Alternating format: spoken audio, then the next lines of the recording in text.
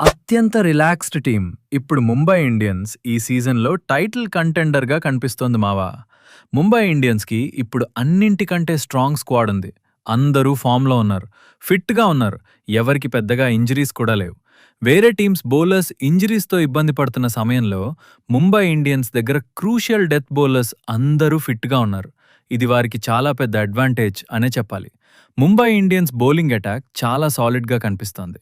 Power play నుంచి death overs వరకు అన్ని ఫేజెస్లో డామినెంట్గా ఉన్నారు. బ్యాటింగ్ కూడా బ్యాలెన్స్డ్గా ఉంది. Experience plus power hitting combo big scores chase చేయగలిగే టీమ్గా కనిపిస్తుంది.